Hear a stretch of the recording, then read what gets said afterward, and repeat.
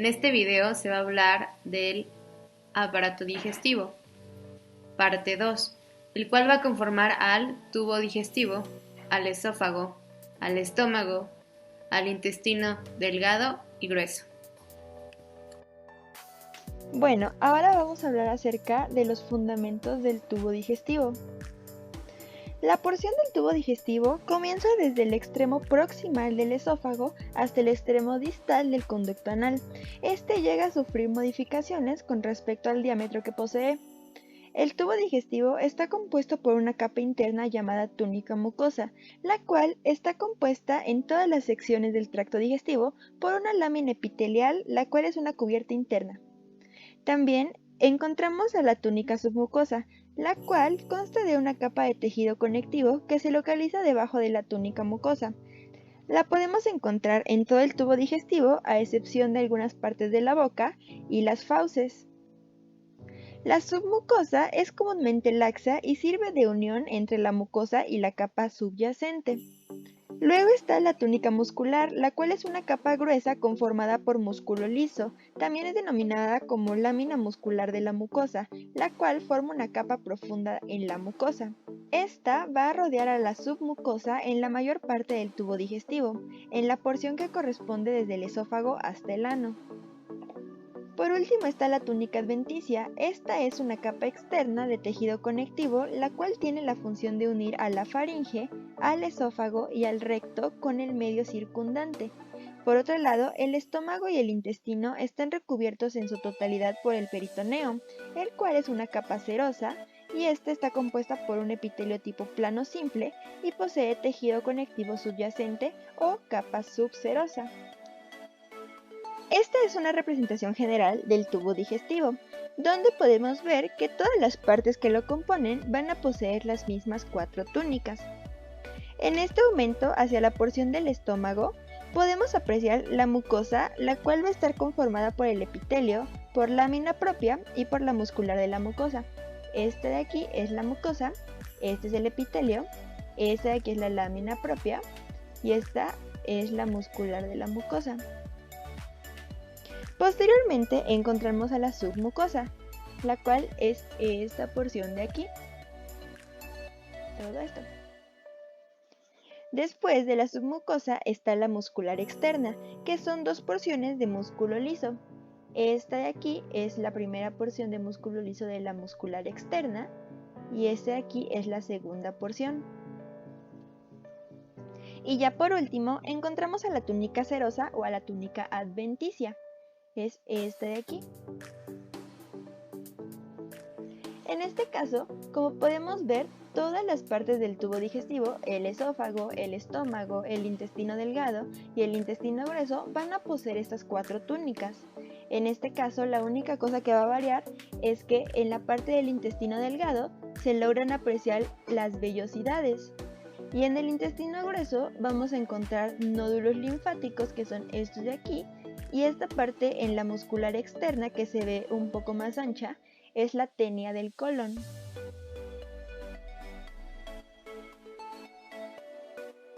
Bueno, ahora yo les voy a explicar acerca del esófago. Y como podemos ver aquí, este es un esquema general acerca de la histología del esófago, el cual, como podemos ver, se va a dividir en 2 categorías. Por una parte encontramos las túnicas o capas que lo van a conformar, las cuales son la túnica mucosa, submucosa, muscular y la túnica adventicia. Del otro lado tenemos a las glándulas, las cuales también se van a subdividir en glándulas cardiales y en glándulas submucosas. Todo esto será explicado con mayor detalle en breve. Bueno, como tal, el esófago es una porción del tubo digestivo de alrededor de 25 centímetros, el cual presenta músculo mayormente desarrollado. En él, la luz es más pequeña e irregular, todo esto visto desde un corte transversal, ya que es una consecuencia de la contracción tónica de la capa interna en forma circular de la túnica muscular. Y bueno, todo esto va a producir pliegues longitudinales de la mucosa. Ya como tal, explicando más a detalle, podemos encontrar primeramente a la túnica mucosa. De acuerdo con el epitelio que este tipo de túnica posee, podemos determinar que su lámina epitelial se compone de un epitelio tipo estratificado, el cual va a ser grueso, e inclusive se puede observar la queratinización con forma de la capa córnea. También el epitelio se va a continuar con el epitelio de la faringe, el cual es de tipo plano estratificado, y posteriormente en la transición al estómago, justamente en la región del cardias, se puede apreciar cómo hay un cambio demasiado drástico de epitelio, siendo ahora cilíndrico simple.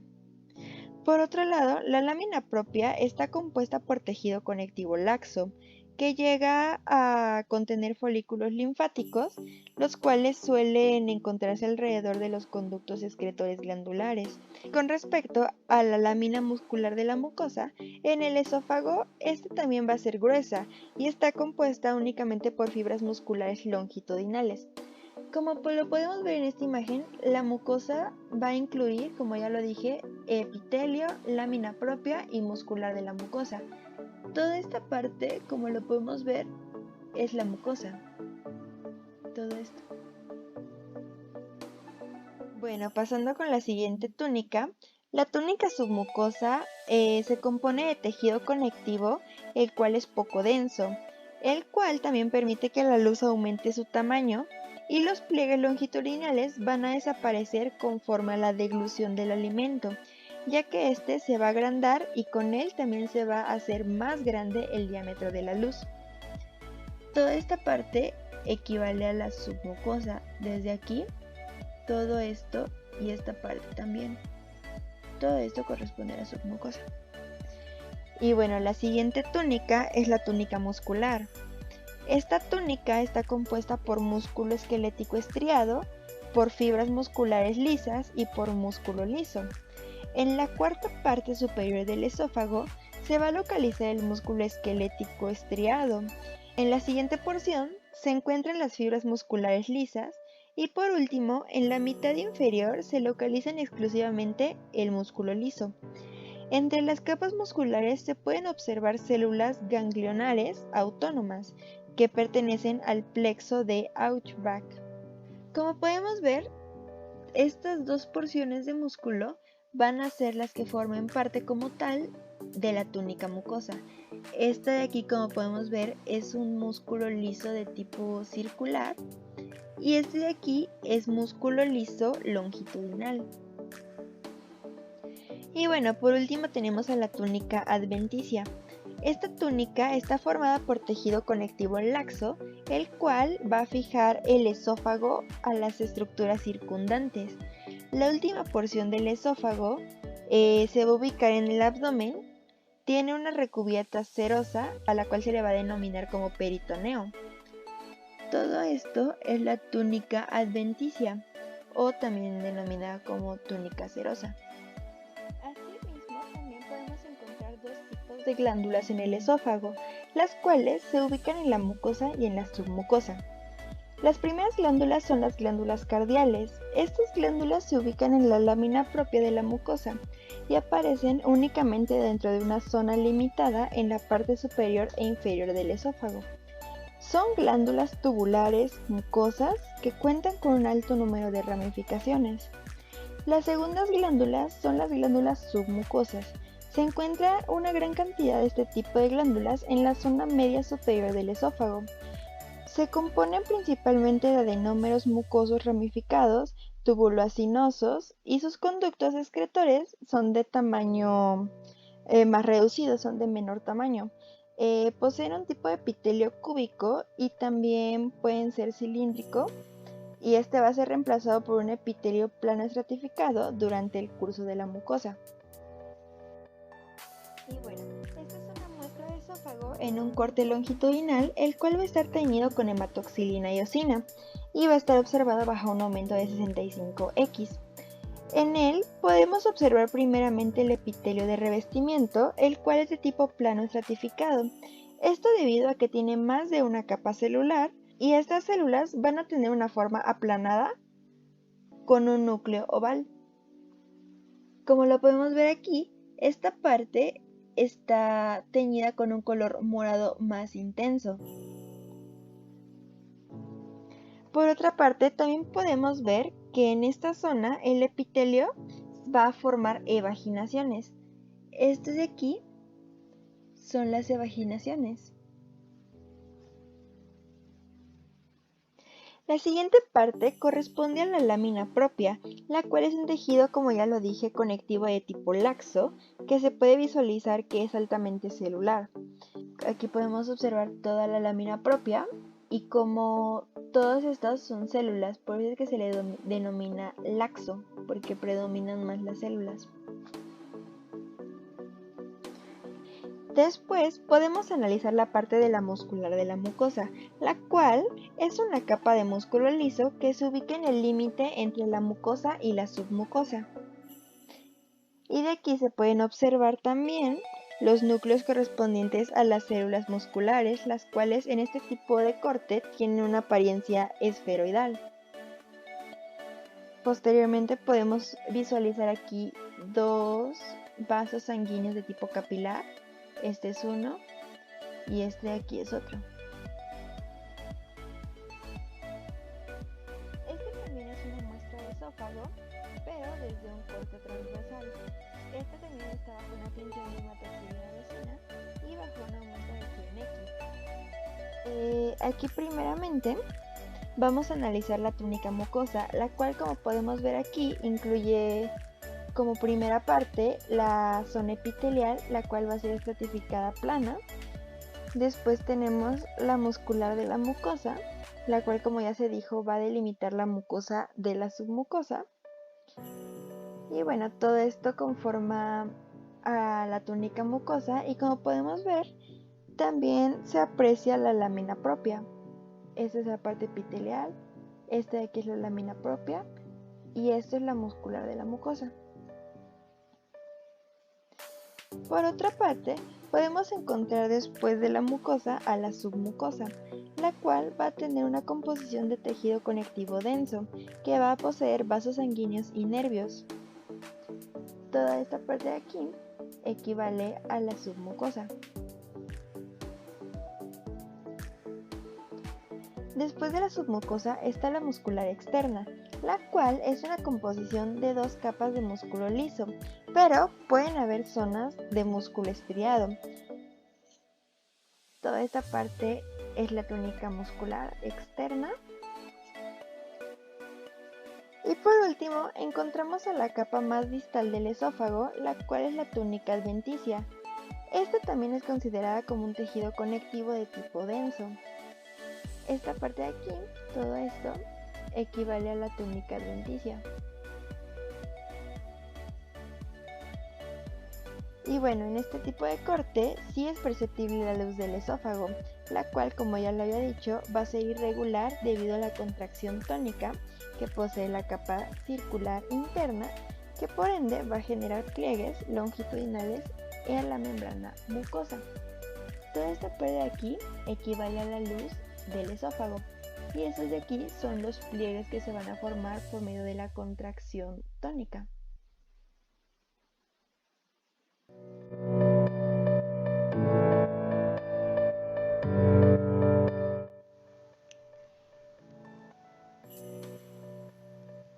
Estómago.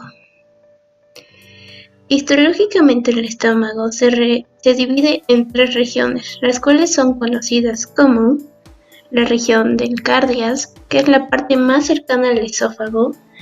Esta se encuentra en el sector en donde se unen el epitelio escamoso estratificado del esófago con el epitelio cilíndrico que forma parte del tracto digestivo. Esta también incluye células y glándulas gástricas. En cuanto a la región del fundus, es la parte más proximal a la región del cardias. Se encuentra en la porción superior del estómago. Es un orificio que comunica el estómago con la porción inferior del esófago y cuenta con fibras musculares que contribuyen a impedir que el contenido del ácido gástrico refluya hacia el esófago. Y también contiene glándulas gástricas y células. Y finalmente la región del píloro. Esta se ubica en la parte posterior del estómago y es la válvula que se abre y se cierra durante el proceso de digestión. Se conecta con el intestino delgado, en específico con el duodeno.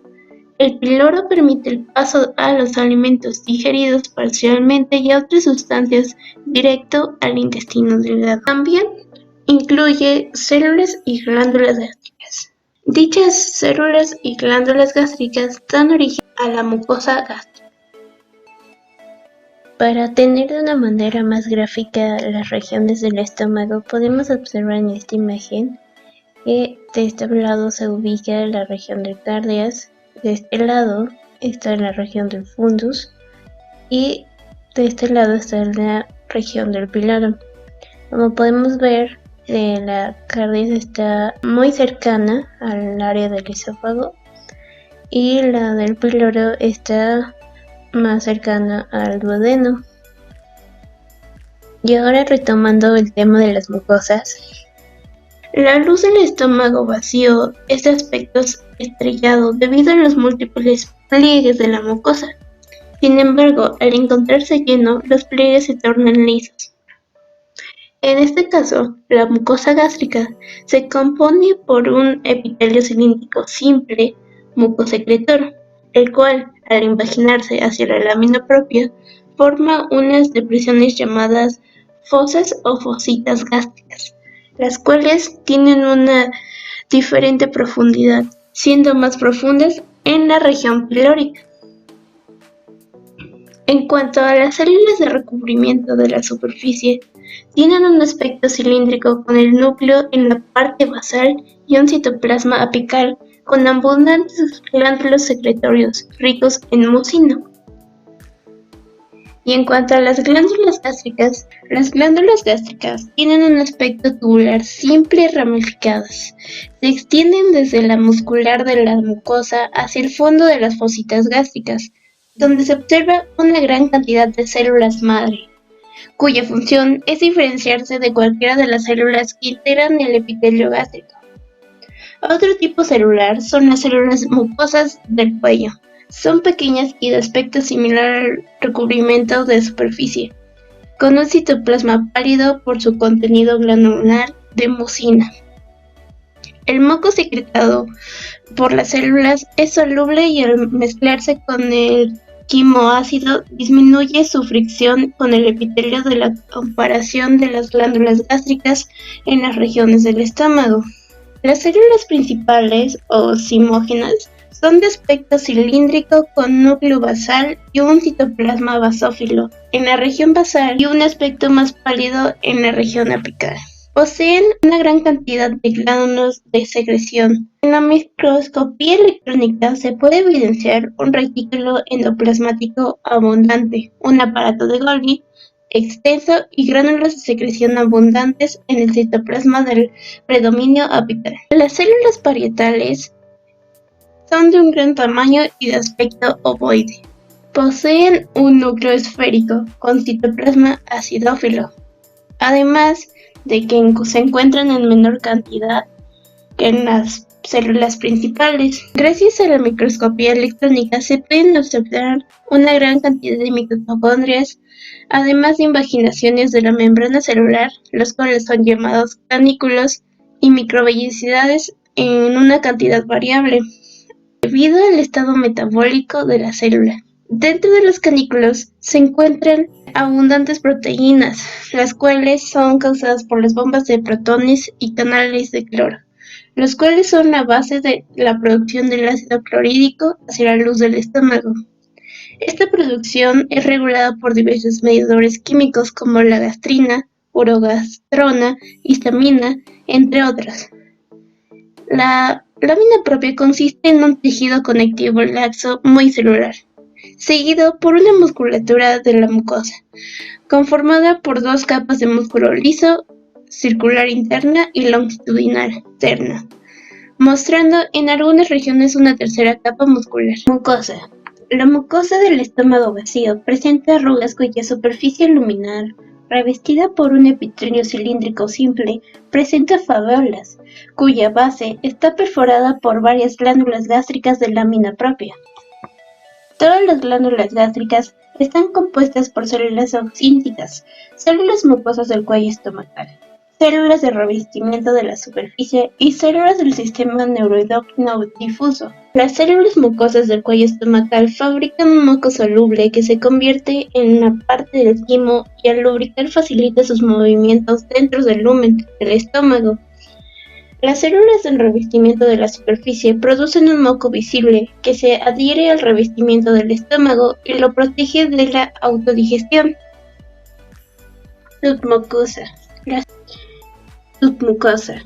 La submucosa consiste en un tejido conectivo denso irregular y colagenoso, con abundantes vasos sanguíneos, fibras y cuerpos neuronales, el cual es conocido como plexo submucoso de Meissner. La capa muscular externa está conformada por 3 disposiciones: oblicua interna, circular media y una longitudinal externa. Además de contener fibras y cuerpos neuronales, en unión del estómago con el duodeno, la capa circular media se torna engrasada, dando origen al esfínter gastropilórico que controla el paso del quimo hacia el duodeno. Serosa. La capa serosa consiste en un tejido conectivo laxo con un revestimiento del epitelio plano simple, también llamado mesotelio. A continuación les mostraremos unos cortes histológicos del estómago. En este corte histológico se puede ver de esta forma el epitelio del estómago y se pueden observar todas las células que lo conforman, como pueden ser la célula de recubrimiento de la superficie, la célula mucosa del cuello, la célula parietal o oxíntica, la célula principal, la célula del SND, la muscular de la mucosa, la submucosa, las glándulas gástricas, la lámina propia y el epitelio, y claro, la fosa gástrica. En cuanto a este corte histológico, se pueden observar las fosetas gástricas, las glándulas fúngicas y el muscular de la mucosa. En este corte histológico se pueden observar glándulas gástricas, la mucosa muscular, las submucosas y la mucosa. En este lado se puede observar las fositas. Todo esto es una fosita. Las glándulas gástricas y la muscular mucosa.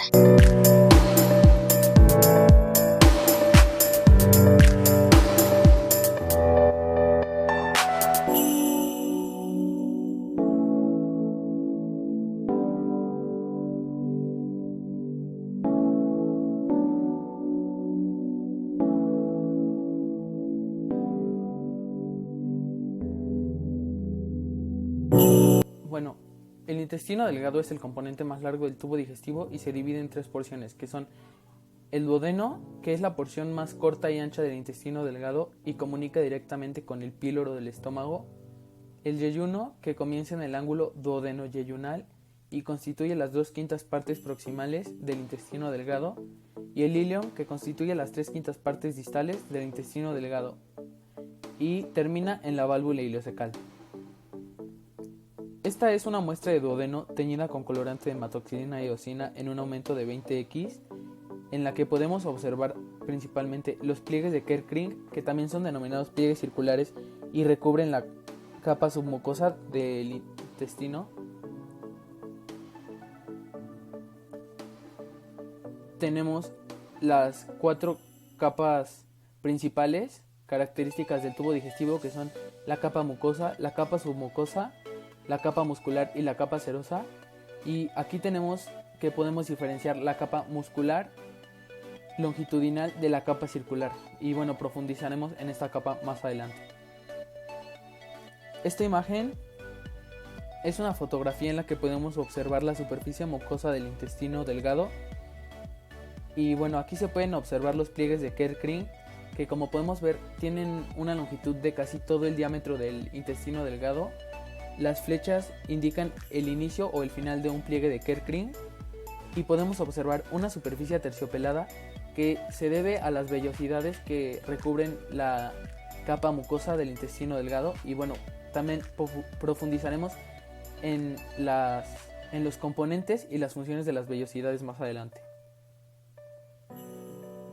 Bueno, en el epitelio de la mucosa podemos encontrar 5 tipos principales de células, los cuales son los enterocitos, que son células absortivas con microvellosidades en su superficie apical;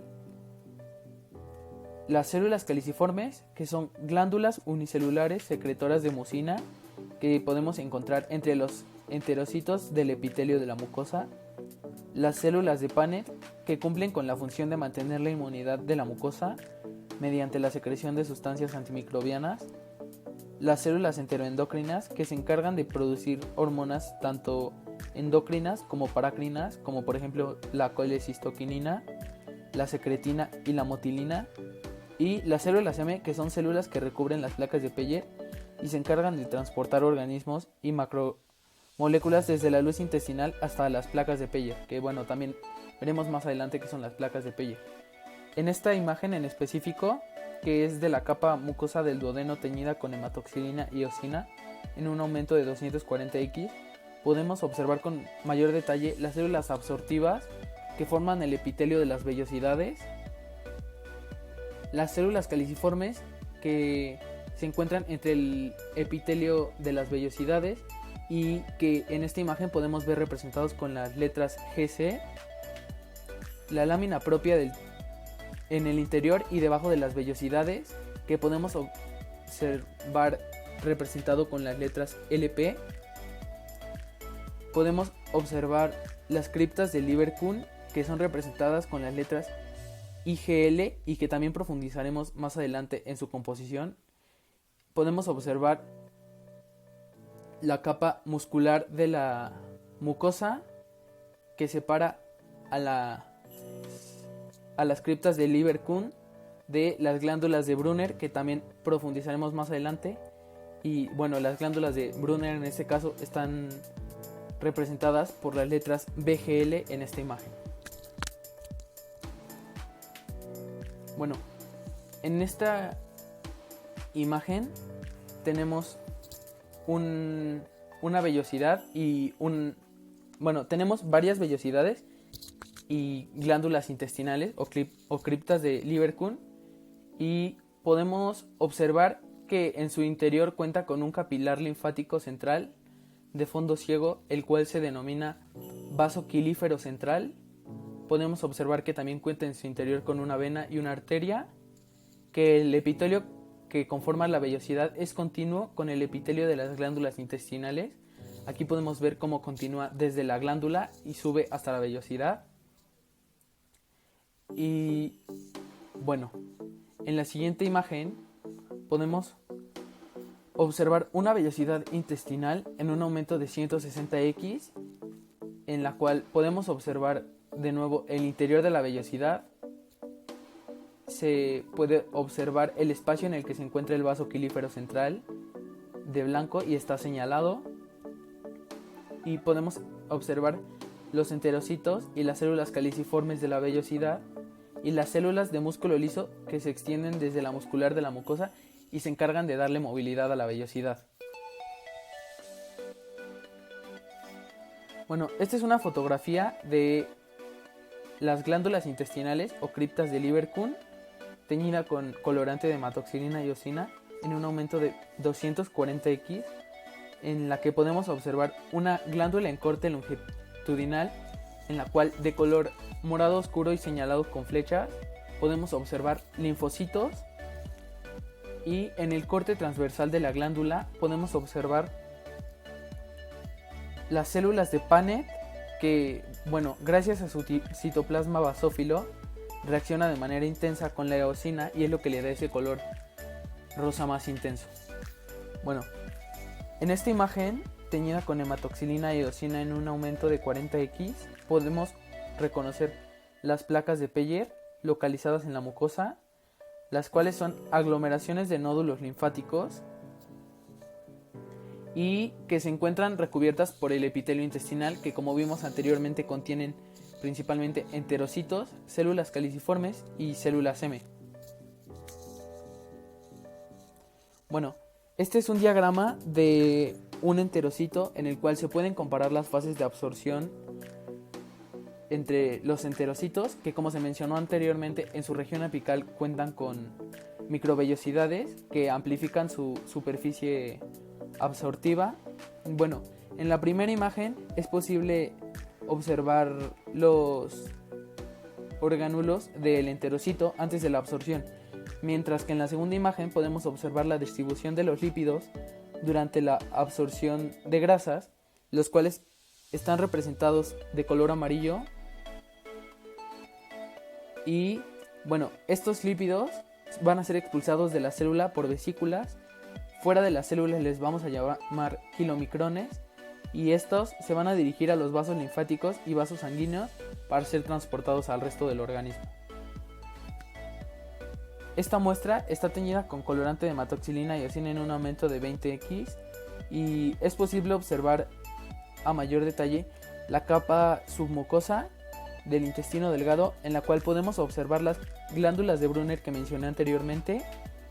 Y bueno, estas glándulas producen una secreción rica en glucoproteínas neutras y alcalinas que ayudan a proteger al intestino proximal, neutralizando el contenido ácido del quimo, y ayudan a generar un ambiente ideal para la activación de enzimas que van a ayudar a la digestión de alimentos también. Bueno, en esta imagen podemos observar en la sección de arriba la capa muscular circular, que se llama así porque sus células musculares están orientadas de forma circular, y en la parte de abajo de la muestra podemos observar la capa muscular longitudinal, que se llama así porque sus células están dispuestas de forma longitudinal. En medio de estas podemos observar los componentes del plexo mientérico, que se encarga de inervar la sección del tubo digestivo. Y bueno, aquí podemos observar fibras nerviosas representadas con la letra N. Podemos observar dos somas neuronales representados con la letra CB, y en medio de estos una célula satélite representada con las letras SC. Podemos observar un vaso sanguíneo representado con las letras BV y que se encarga de vascularizar el tejido. Y bueno, la capa muscular externa, como ya lo mencioné anteriormente, está formado por una capa de células musculares dispuestas de forma circular y una capa externa dispuestas de forma longitudinal. La capa muscular circular puede producir contracciones de segmentación, y bueno, estas contracciones de segmentación desplazan el contenido intestinal de forma distal y de forma proximal, y esta contracción sirve principalmente para mezclar al quimo con los jugos digestivos. Y bueno, el otro tipo de contracción que se puede producir y que es producido por la capa longitudinal junto con la capa muscular en sincronía, desplaza distalmente el contenido intestinal. Bueno, todas las células maduras, como una nota, todas las células maduras del epitelio intestinal provienen de una población de células madre situadas en la base de las criptas del Ibercum. Y bueno, estas son células que van a ser capaces de especializarse cuando haya la necesidad de otra célula especializada del epitelio, y van a poder convertirse tanto en células absortivas como en glándulas unicelulares o cualquier otra célula que se llegue a necesitar en el momento.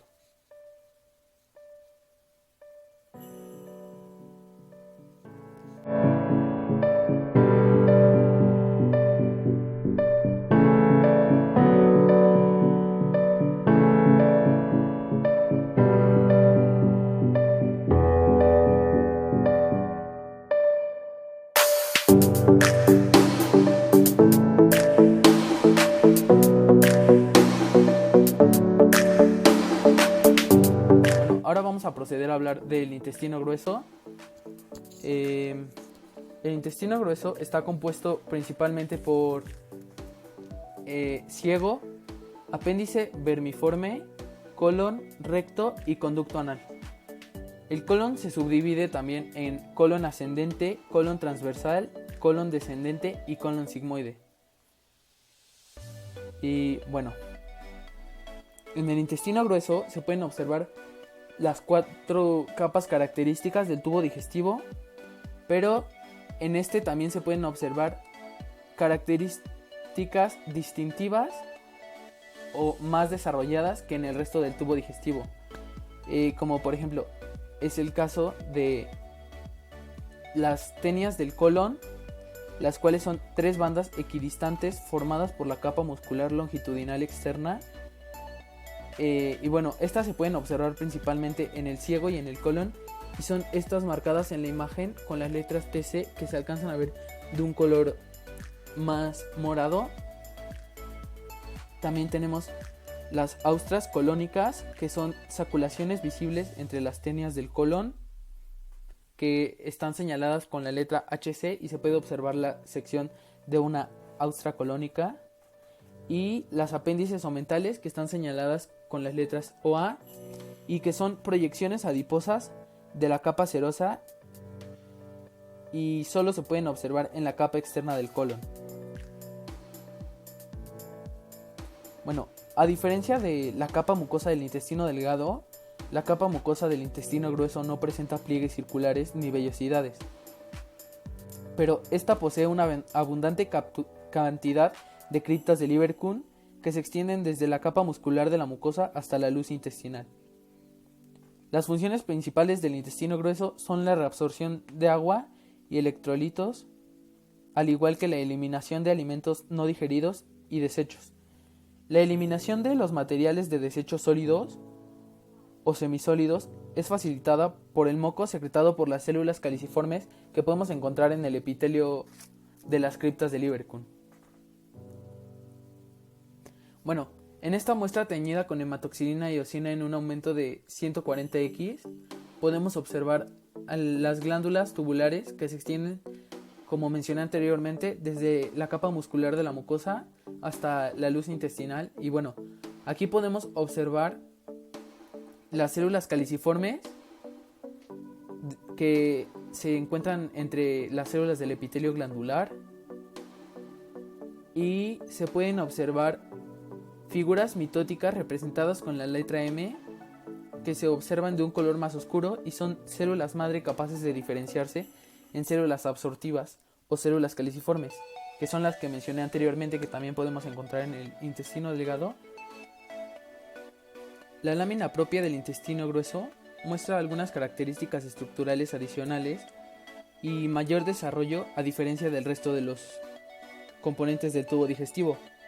Estas características son la meseta de colágeno, que es una capa gruesa de colágeno ubicada entre la lámina basal del epitelio y la de los capilares venosos absortivos fenestrados, y participa en la regulación del transporte de agua y electrolitos desde el compartimiento intercelular del epitelio hacia el compartimiento vascular.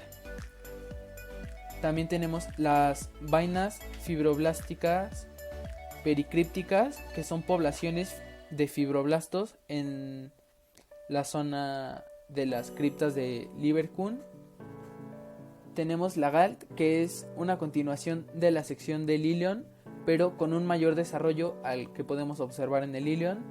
Y tenemos vasos linfáticos que drenan hacia la red linfática de la muscular de la mucosa.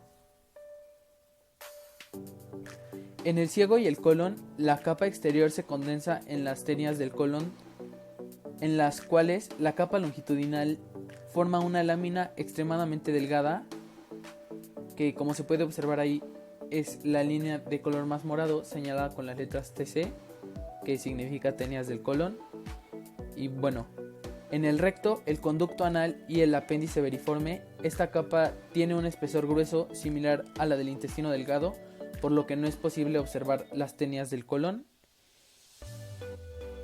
Y los haces musculares de las tenias del colon penetran en la capa muscular circular por intervalos, que es lo que permite que se formen las austras del colon, que son secciones en las que el colon se puede contraer de manera independiente. La muscular externa del intestino delgado produce dos tipos de contracciones, que son las contracciones de segmentación, que son locales y no propulsan el contenido intestinal, y las contracciones peristálticas, que causan el movimiento masivo distal del contenido colónico.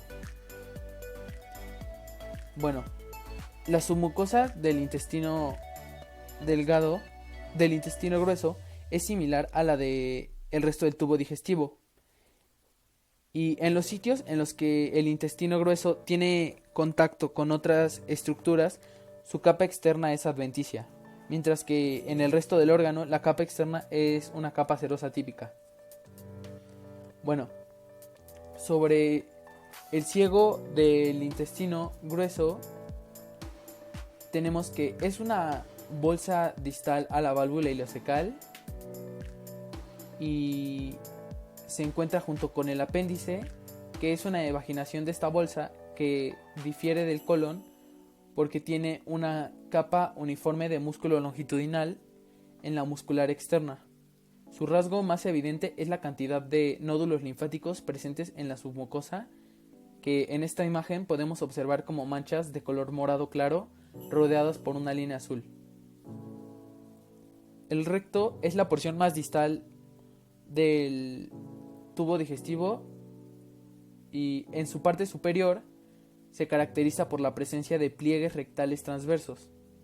La submucosa de este es similar a la del colon distal y posee glándulas intestinales tubulares con células caliciformes. La porción más distal del tubo digestivo es el conducto anal, que en su porción superior presenta pliegues longitudinales que en esta imagen podemos observar como líneas de manera vertical señalada que se denominan columnas anales, y por debajo de estas columnas anales podemos observar depresiones, las cuales se denominan senos anales. El conducto anal se divide según su estructura en zona colorectal, que se puede observar de la mitad para abajo de la imagen y que contiene epitelio cilíndrico simple con características iguales a las del epitelio del recto. También por debajo tenemos la zona de transición anal, que constituye la zona de transición entre el epitelio cilíndrico simple de la zona colorectal y el epitelio plano estratificado de la piel perianal. Y esta zona posee un epitelio cilíndrico estratificado que se extiende hacia la zona cutánea del conducto anal. Por último tenemos la zona escamosa, que está revestida por epitelio plano estratificado y continúa con la piel perianal. En el recto no hay tenias colónicas, como lo mencioné anteriormente. La capa muscular longitudinal forma una lámina de espesor uniforme. En el conducto anal, las glándulas anales se extienden dentro de la submucosa y secretan moco en la superficie anal a través de conductos revestidos por epitelio cilíndrico estratificado. La piel que rodea el orificio anal contiene grandes glándulas llamadas glándulas perianales, contiene folículos pelosos y contiene glándulas sebáceas. La capa muscular de la mucosa desaparece a la altura de lo que en esta imagen podemos ver señalado como ATZ, que es la zona de transición anal, y en esta zona la capa circular muscular externa, como podemos observar aquí, se engrosa formando el esfínter anal interno, y por debajo de este podemos observar el esfínter anal externo, que está conformado por músculo estriado del periné.